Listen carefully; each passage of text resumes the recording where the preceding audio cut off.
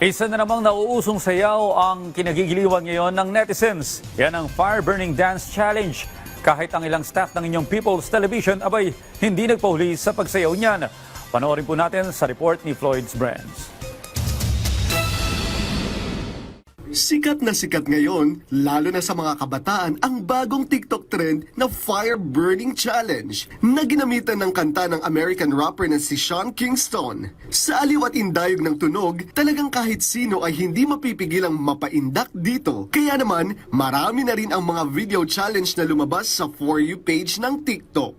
Shawty got that super thing, hot in the sun in the south of Spain. Caught me soon as I walk through the door.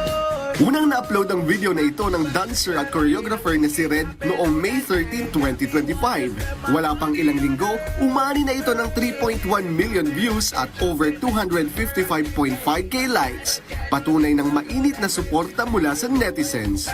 Kitang-kita sa viral video ang swabeng galawan at effortless na energy ng content creator. Dahilan kung bakit agad siyang kinagiliwan at ginaya ng libo-libong manonood sa platform. Nakilahok din ang SCB Dance Company sa paghataw ng Fire Burning Challenge na ipakita ng mga bata ang kanilang nagbabagang talento sa pagsayaw na agad namang umabot ng 3.9 million views at 50.4k likes. Hindi rin nagpahuli ang mga staff ng inyong pambansang telebisyon sa dance challenge na ito. At hindi lang din sa paghataw sila bumida kundi pati na rin sa mga creative camera angles na nagdala ng kakaibang energies sa video. Talagang nga namang umaapoy ang mga dance floor dahil sa maiinit na entry ng netizens sa challenge na ito. Patunay lang ito na walang kapantay na energy ng mga Pilipino pagdating sa sayawan. Kapag groove ang usapan, laging all out, laging panalo. Floyd Brands, para sa Pambansang TV sa Bagong Pilipinas.